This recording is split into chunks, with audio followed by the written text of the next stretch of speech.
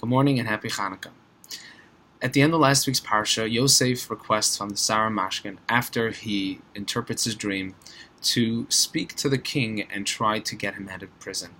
Rashi says that because of that lack of bitachon, Yosef is kept in jail for an additional 2 years.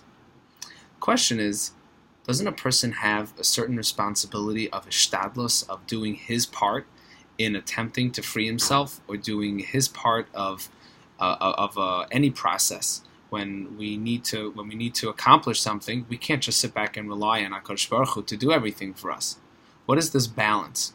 Chanukah, we know, the Maccabees faced the same thing. On one hand, it was obviously the Ratzon Hashem that the Greeks were doing what they were doing, because otherwise it wouldn't have happened. Yet it is now in the hands of the Jews to do something to stand up. And in fact, there was a handful of people that stood up and went ahead and started fighting a war and started doing things. So they did their ishtadlus and they were rewarded for doing their ishtadlus.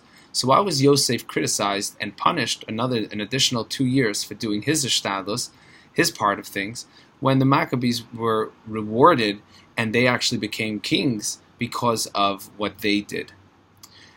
In fact, the number 7 and the number 8 are quite significant. The number 7 we know is 7 days of the week. We have 7 Shemitah cycles make a Yovel, 7 years make a Shemitah.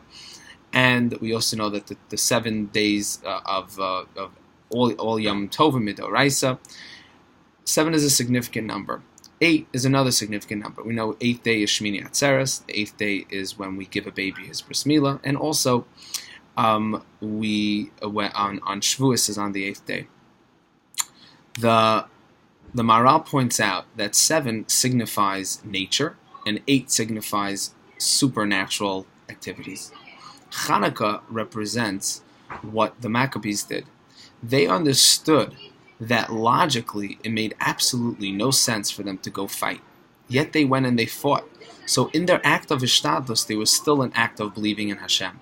Yet Yosef, in the act that he did, asking the Sarah Mashkin to get him freed by speaking to Paro, he believed, because that is something that's natural that could happen.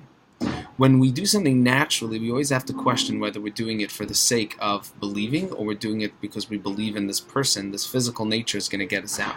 But when it's something supernatural, like a small family or a small army going to fight the greatest army in the world, where naturally there's absolutely no chance, and the only way to do it is relying on Hashem, then that is something that is beyond nature.